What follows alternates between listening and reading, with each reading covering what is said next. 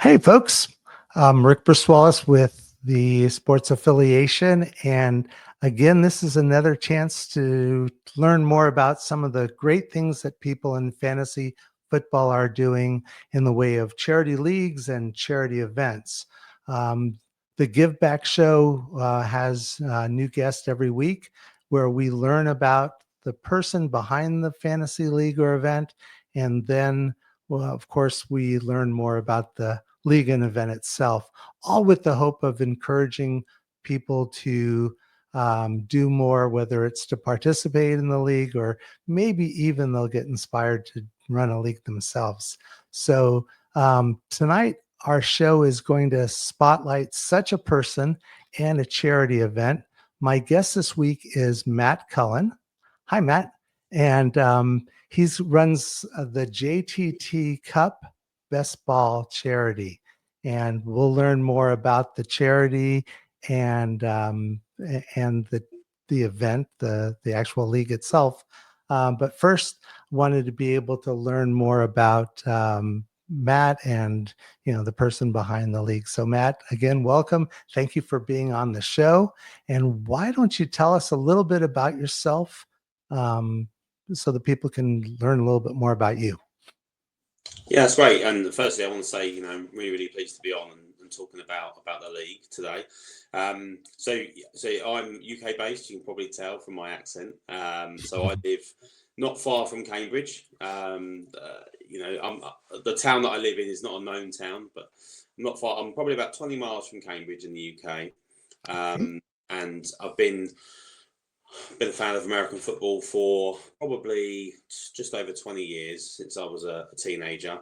And yeah, I've been kind of involved in fantasy football for near on 15 years now, but a lot more in the last 5, which we'll talk about obviously a little bit more later.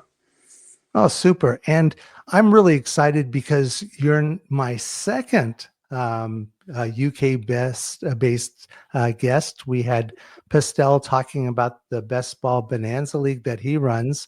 And, it really reflects how football and fantasy football is expanding. It's going international and more people are participating, especially in the UK and other countries as well.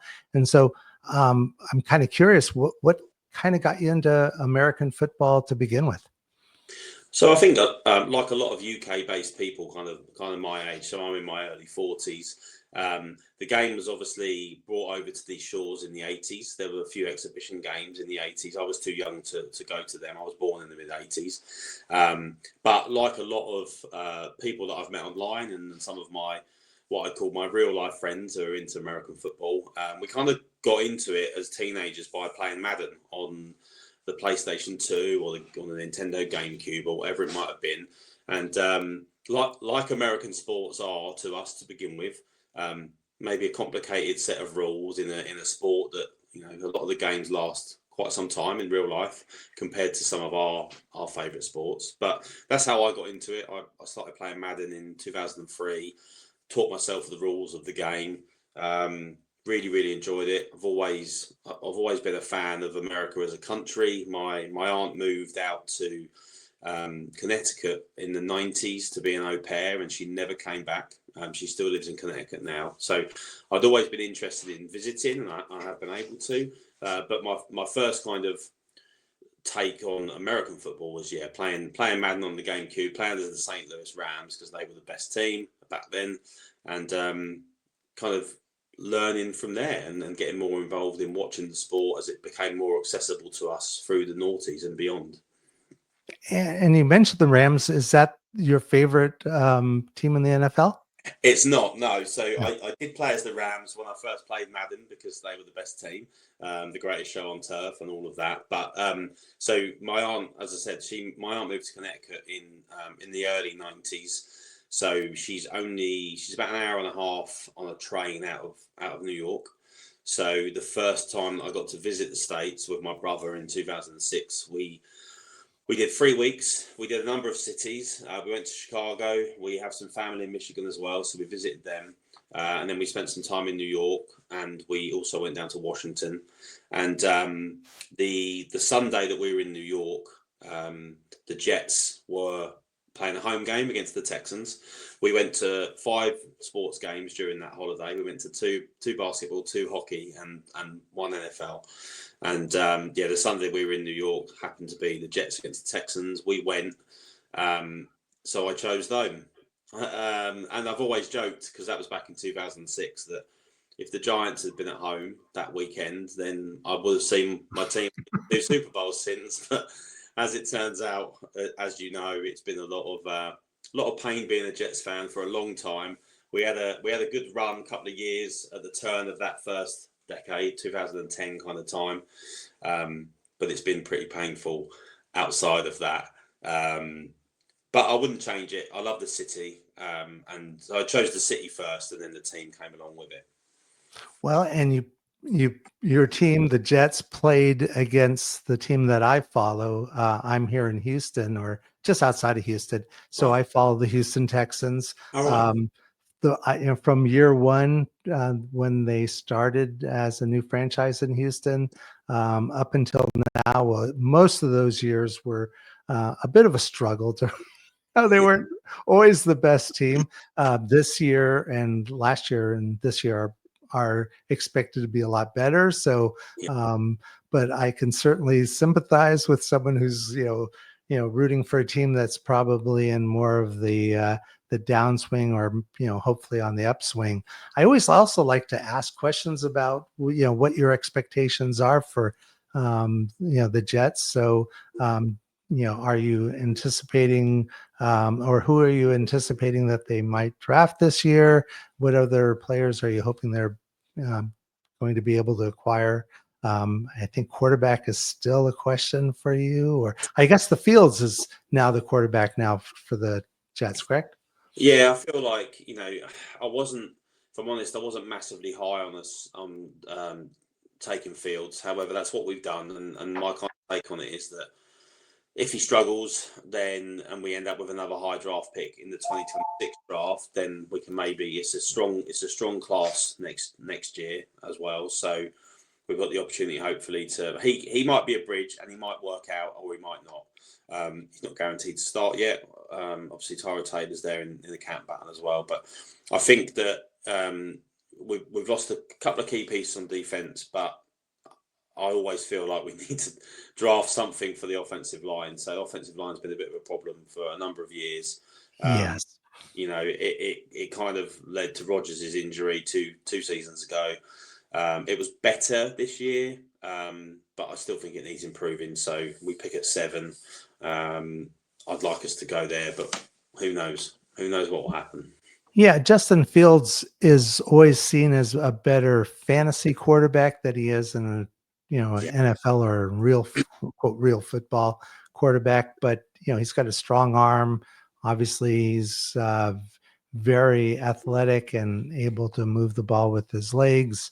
So who knows? Again, I would be looking at the possibility of Justin Fields as a quarterback in a super flex, or there's the possibility. You also have great wide receiver in Garrett Wilson, who hopefully creates a bond with Justin Fields, and you have a great running back in Breece Hall. In fact, you have 2 great running backs, so I think there are some things to be optimistic about. But it's the offensive line is going to be a need, and it's the same need for the team that I root for. So hopefully y'all don't draft those same, offensive linemen that we're hoping to be able to grab with our first round pick. And then I asked this question also of Pastel earlier, but are there any special things that you have to do to be able to watch and follow your team? Are you watching on Sky, or what do you typically use to be able to follow the Jets closely? Yeah, so I know Pestle mentioned it. So Sky at the moment, although the contract is up, so I think there's going to be a bit of a bidding war for it this off season. But for the last, as long as I can remember, really 15 years at least, it's been Sky Sports. Good coverage. All the there's always a 6 o'clock and a late window game live. All of the primetime games are shown live. Obviously, you have Red Zone as an option as well. We also have another platform called DAZN. I think it's pronounced that DAZN. And they have like a game pass where it's a subscription service, but if your team is not the Sky Live game, then you can watch them live as well. And they also show Red Zone. So it's been really accessible to us. And obviously with the growth of social media in the last 10 to 15 years as well, the accessibility for a UK fan is greater than ever, which is superb, and has obviously helped with the growth of the sport over in this country as well. Exactly. In fact, they play at Wembley, or what other stadiums do they play at in London? Yeah, so when we have the London games, the Jags normally play a home game at Wembley Stadium, which is obviously our national soccer stadium in England and has been for 150 odd years. And then we play two games. They play two games at the Tottenham Hotspur Stadium. So both are in London. One's in West London. One's in kind of northeast London. The Tottenham Stadium. It's only about 60 miles from me, so it's quite a nice trip down to the Tottenham games. The Jets played the Vikings at Tottenham this year, so it was a nice trip down on the train and a good day out with Vikings and Jets fans alike. Yeah, and I'll tell you that it works out well for you, obviously, in London. Although that 8:30 start in the morning Yeah, on Sundays, more a challenge with getting the roster or the lineup set yeah, to make sure I don't start a injured player in the game or not. But again, it's great that they've expanded so much into the UK, in Germany, and Mexico City. They've played games there in the past. I think the idea of becoming a truly global sport is only good for opening up the game to more people, more fans, more viewership. Um, and I'm kind of curious. One of the questions I also ask people is, how many leagues are you in? Since that's a sore point in my household. So I'm not in as many as I used to. I think a lot of us, especially during COVID, joined this boom of what you're going to do during COVID when you're locked down in your house, you're not at work. We're just going to join loads of fantasy leagues during the summer, ready for the following season. I'm only now actually in four what I'd call managed leagues, so Mhm. non-best. I've got my home league, which has been running since 2011, and has pretty much the same set of people in that it had 14 years ago. Very Um, good. Quite active. We have had people who've won it more than once, but we've never had a repeat winner, which is great. It is a dynasty. It was originally a redraft. So I'm only in four managed leagues, and then if I'm very lucky to do so, then obviously if I get into the Scott Fish Bowl, then I count that as a managed league. And also the Warrior Bowl, which is a UK-based redraft charity league. So I try to keep it at four, so that if I get into those two, that's six, because six is more than enough for me. And then last year I was probably in 10 to 15 best ball leagues. Most of them were charity. Some of them were just the best ball. When you want to draft in July, August time, you just want to do a draft. You just do another best ball league, don't you? So And probably 20 in total. people often say that best ball leagues don't count, since you just have to do the draft, and then all of a sudden the rest of the league kind of takes care of itself. Although, Yeah, again, and you mentioned Scott Fishbowl, which is really well known, and a huge, and probably has been the inspiration to a number of people getting into more of a charity league approach, or hosting their own charities too. yeah, So he's really been a great inspiration. Um, well, that really kind of leads us to the actual reason for the call, which is to yeah. find out more about the JTT Cup and the charity that it supports. So, why don't you tell us a little bit about the JTT Cup Best Ball League, and then also the Joshua Tarrant Trust. Yeah. Okay. So I'll start with the charity first. So the charity was set up by the Tarrant family. So Sean and Denise Tarrant, wonderful, wonderful set of wonderful couple, wonderful set of parents who their son Joshua was diagnosed with a brain tumor when he was just 8. He wasn't actually given very long to live, but he kind of defied doctors and was somehow found the strength to live for eight further years. Lots of chemo, lots of treatment. Unfortunately, passed away when he was 16 years old.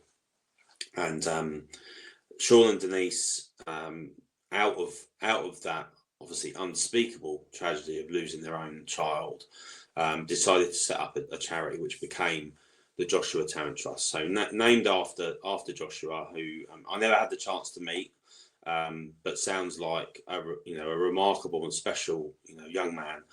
And Sean and Denise set the trust up in his honour, in his name, to fund care for other children with brain tumours in our local area, and to support their families in obviously the grief and stuff that they go through. So the trust is set up and it works with a brain tumour charity called Brainbow, and they're set up at quite a large and famous hospital in the UK, which is called Addenbrooke's Hospital in Cambridge. And all of the money raised by the Joshua Tarrant Trust goes to fund the care of children with brain tumours at that hospital. So that's the charity. I've got to know Sean and Denise on a very personal level in the last few years since I set up the JTT Cup, and they are really inspiring. And I can't imagine the pain and the grief that they would have gone through as parents. And they also, Joshua had older brothers as well, but since Joshua passed away, they foster children as well, so they care for other children that have maybe not been in the best situation. So they continue to foster younger children as well, which is just fantastic to see. So that's the charity. Sorry, I still get a bit choked up talking about it because no, it sounds like there's a strong connection that you have with the charity, and it makes it all that more inspiring, and motivating. Hopefully, more people to not only become aware, which hopefully this show will do, but also to engage with you and to connect and hopefully participate in, if you're looking for people to join your league. So absolutely, that's great. In fact, now that we have a better understanding of what's behind the league, why don't you tell us a little bit about the league itself? So I set it up I actually set it up in the October of 2020. I didn't do it before that season started. We were kind of mid-season already. We'd had a number of COVID lockdowns during 2020 in the UK, in and out of lockdown. We got into October, November, we had another lockdown for a good number of weeks. And the background behind it is that during COVID and coming in and out of lockdown during 2020, so one of my good friends, close friends, who lives in the same town as me, he's a Chicago Bears fan. His dad's from Chicago. They live in the UK. Big Bears fan, has been as long as I've known him, 25 years. And so he works as a window cleaner during the day, and at the weekends he is a DJ, so he does functions and events, weddings and stuff like that. So during COVID he couldn't work either of his jobs, and he set up a Facebook group actually called the Disco Kitchen during COVID.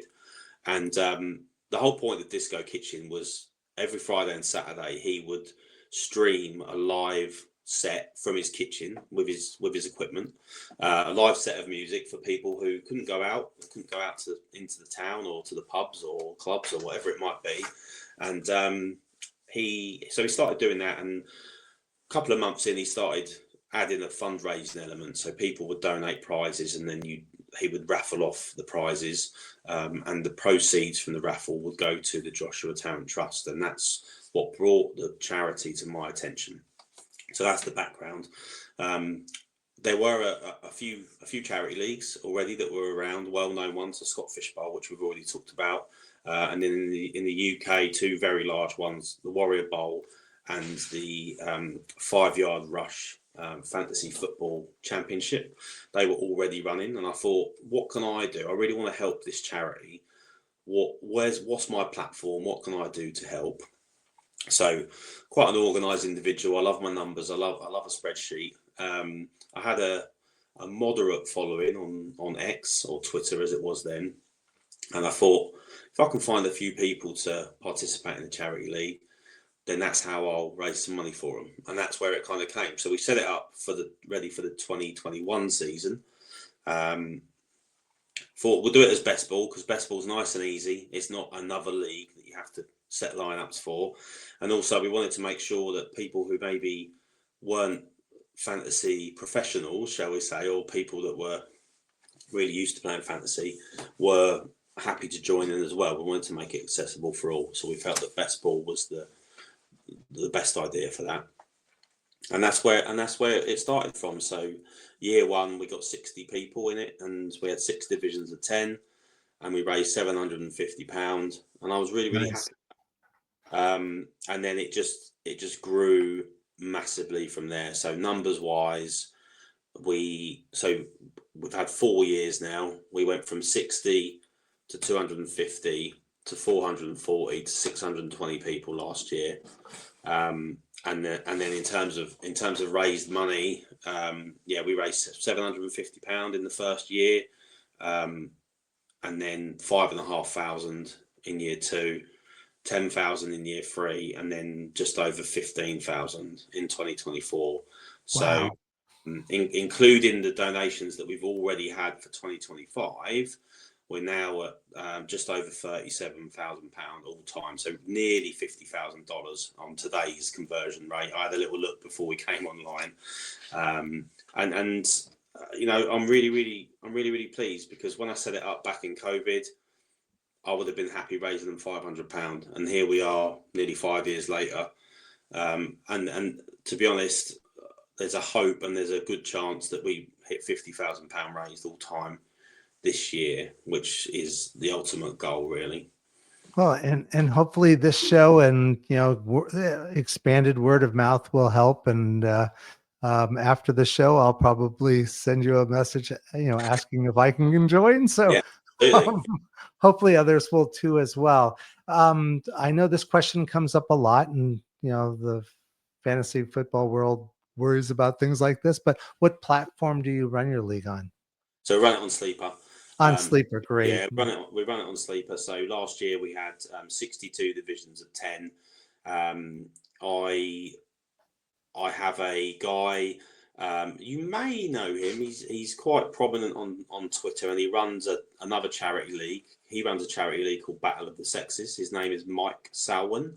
I do know Mike very well. We had Mike and Wendy on as guests, like the 3rd show, I think. Oh, lovely! Yeah. So Mike is my he's my code wizard. So he pulls all the data out of Sleeper for me. We have a Google Sheet set up with all the information in it.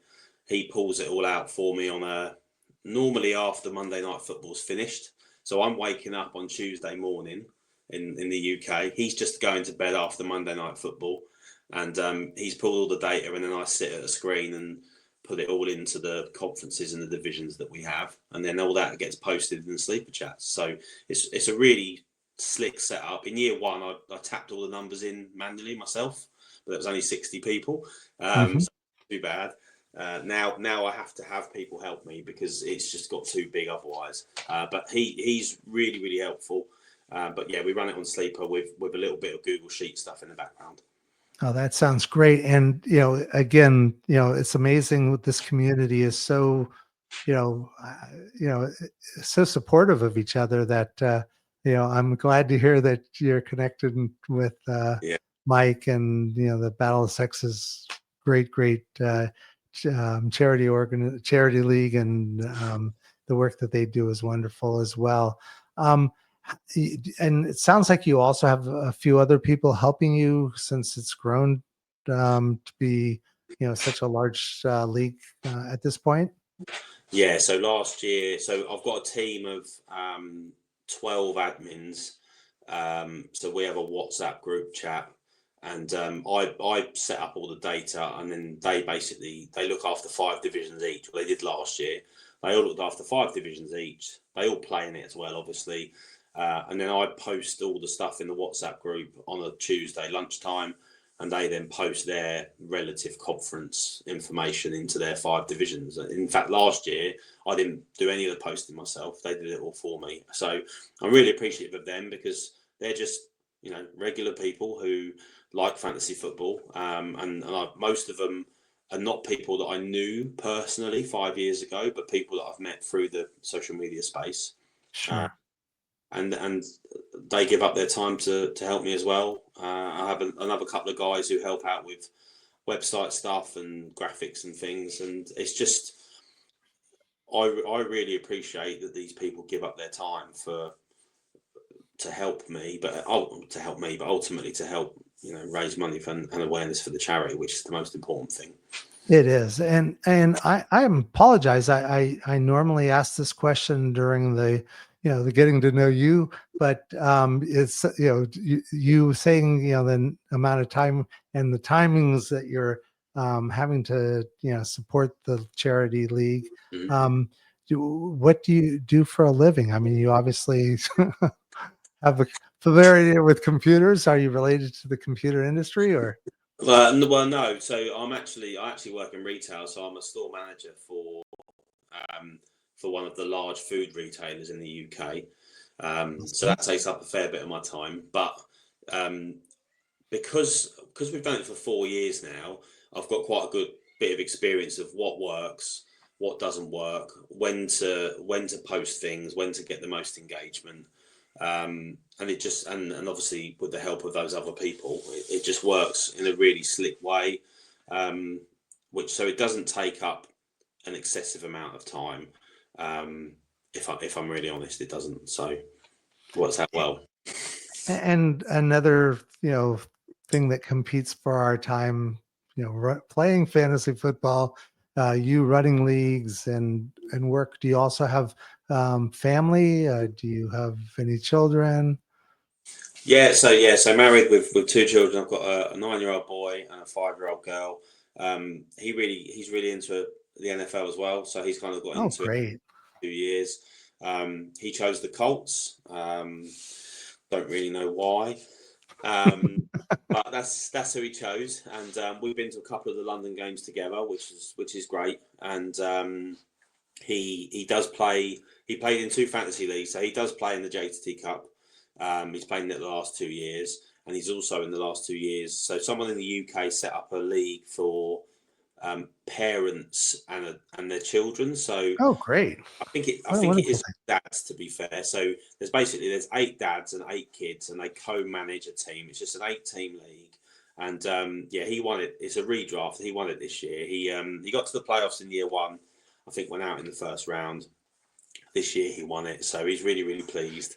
So he gets involved in it. He doesn't watch all of Red Zone with me because it starts at 6 p.m. and his Yeah, it's bedtime too at late. 8 o'clock. But if he watches the first half of the first games, he's always really interested in. Oh, I've got him on my team. He gets really excited. So it's really good to see, and we're hoping to potentially visit the States this fall together, just me and him. So we'll hopefully get to a game out there if the schedule gods are kind to us. Oh, I hope so too. But what a wonderful thing that you're able to connect with your son and with your family to, because, again, it does take time for you to do all of these things, but to be able to at least, leverage that time that you're spending with also,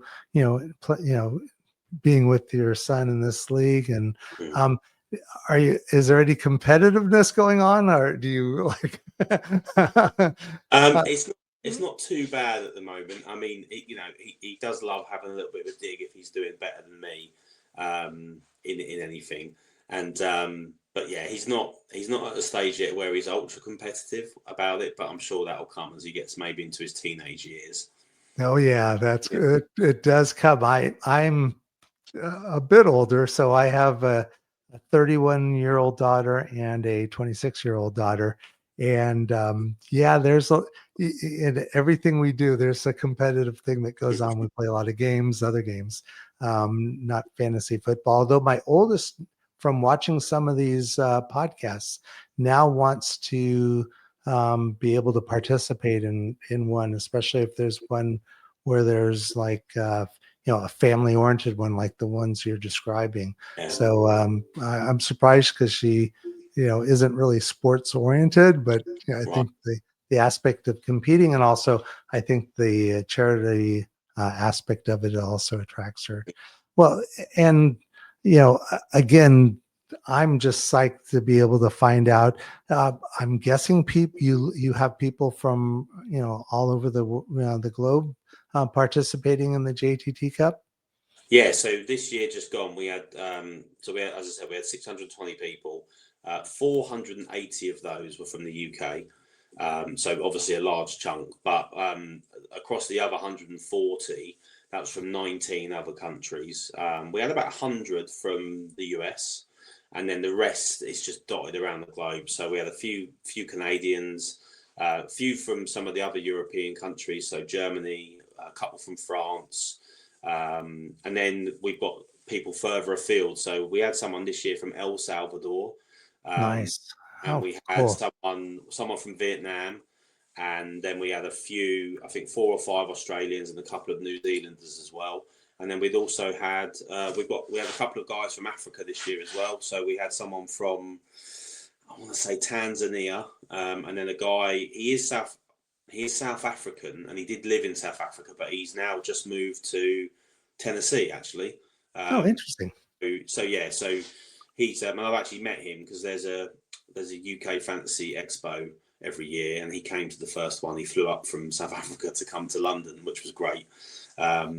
So 20 different countries represented last year, and we're hoping to probably increase that slightly in 2025. Oh, nice. And well, 101, hopefully, at least with me Yeah, joining your leagues. yeah. And I imagine since you're on the Sleeper platform, you are able to leverage the chat capability of the on Sleeper. So there's a lot of interaction amongst the different people in your leagues. Yeah, absolutely. So part of what we wanted to do, outside of obviously supporting the charity, is just grow the community, grow the community of fantasy players. When we set the leagues up in kind of May, June time, and people start joining, that's the first thing we want. Is we want to know information about them. They get chatting.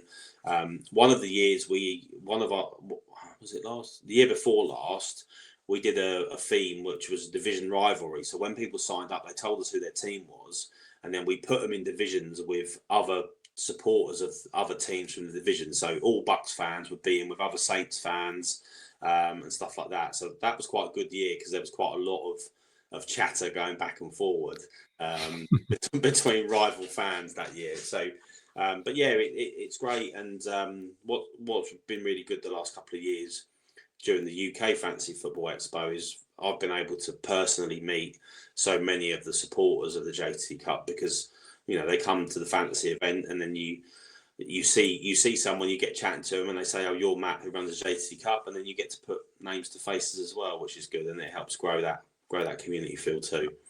Oh, and as someone who's been playing fantasy football for a while, just getting into the content side of things, I am getting to go to the Fantasy Football Expo in Canton, Ohio, that Bob Lung runs for Nice. the first time, and I'm so excited to be able to meet people I've looked up to Yeah. and followed on Twitter and other their platforms as well, Yeah.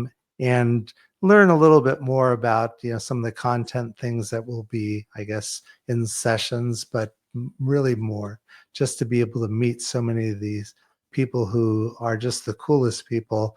Yeah. And I imagine it must be very much the same with the UK version of this kind of a get together. It's mostly about networking and getting to put faces and real people faces on instead of seeing things through podcasts and the like. Yeah. So what a nice thing to be able to do. Also kind of curious though, is there any themes related to the leagues? You mentioned, grouping people by the teams that they follow in the NFL. Is that something that you typically do, or is, especially with so many different leagues, how are you organizing them? Well, we try to come up with a different theme every year. So 1 year we had people put down their nearest town or city, and we grouped them together. So everyone that's from Cambridge or near Cambridge were in a division together. So a couple of divisions did the live draft because the people in their division, they were all Nice. so we had a live draft for my division actually at my house in my garden on a nice warm July afternoon, which was great. Oh, nice. So yeah, we did that 1 year. We did obviously division rivals another year. This year just gone, we had a music theme where we just had 62 different artists as the division names, and what was quite good. And we didn't do it for this reason, but people started coming up with like really funny team names that were related to the Cool. art. We had some really creative like puns in team names and stuff. So that was quite good to see.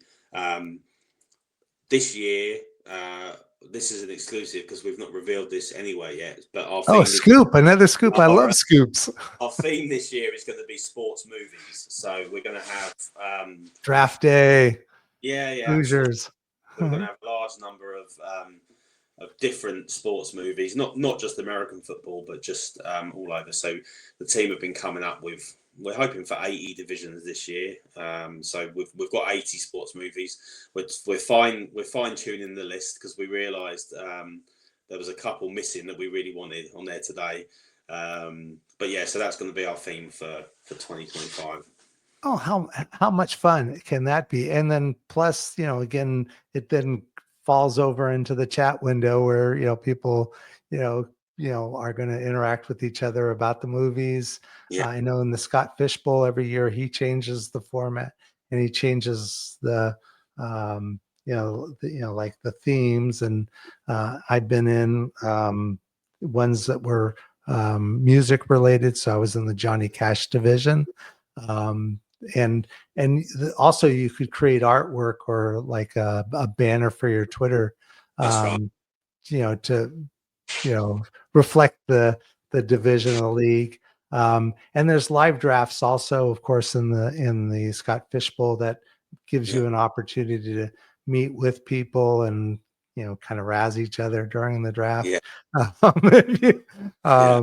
Ours was a little different. On live drafts the last 2 years for Scott Fishbowl. It just makes it so much more fun. And as part of the Houston draft, we had one other person join the draft at the very end. We had a Hurricane Barrel that hit Houston just after our draft was completed. So we were making our last picks and then jumping in the car and then hightailing it norths to get away from the path. So it made for an exciting time. But I think it's great that you're doing and having all these fun ways to make the league much more fun. Are there any different rules or scoring systems that you use that might be unique that might you'd be able to share?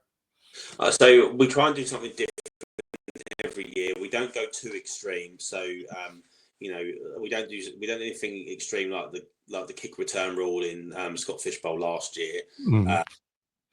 We've had years with other leagues where we've had some really crazy kicker scoring. So I generally try and keep it close to what we call standard scoring.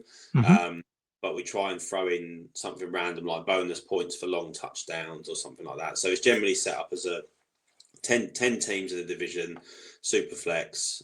We normally have like a 28 round draft, so it's a nice deep draft ready for injury.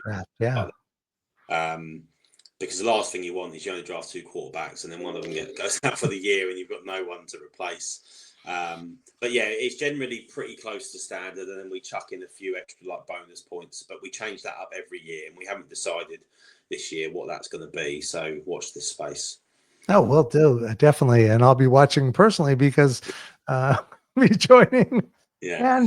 And and really, you know, this has been such a great, great, great league with a great cause.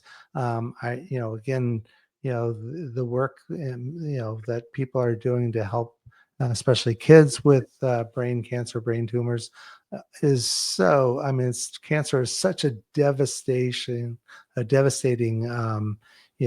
disease, and anything we can do to help support research and the care of people that are having to go through that is so important. And I applaud you for all the work you're doing to, contribute um, to that charity.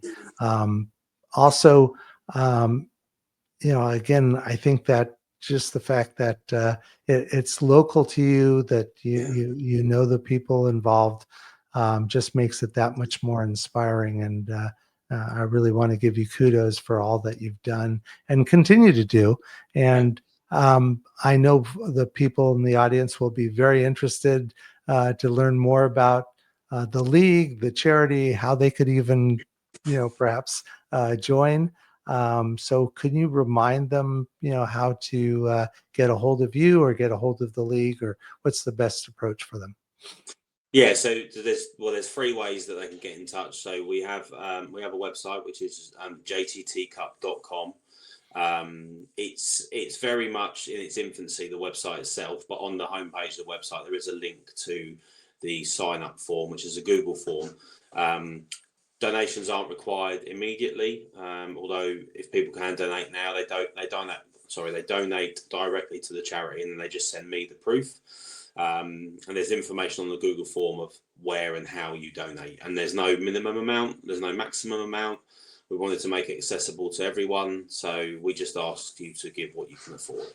So that's on jttcup.com. They can get in touch with us on social media, on X. The handle's on the screen there, at JTT Cup. And then you can also get in touch with us via email, which is jttbestball@outlook.com. So And days. And folks who are watching this, if they go to the show tube notes, so I start pointing downwards, because as if that you're actually literally going to look down and see them down there. But we did include all of that contact information in the show tube description. So please take a look there. And again, support where you can, support how you can. It sounds like such a wonderful, wonderful league and wonderful charity to be supporting. So, as I said, I'm jazzed to be joining for the first time this year. And Matt, I really do appreciate you, joining the show and giving us information about it, sharing both your personal story and as well the story of the league. I really do appreciate this, and hopefully we'll be able to get back in touch and talk next year and find out how it's grown even more. So again, thank you very much for joining us. And for those folks who are out there who are also running charity leagues or events and would like to be a guest in an upcoming show, please reach out to me by contacting me on this Twitter account.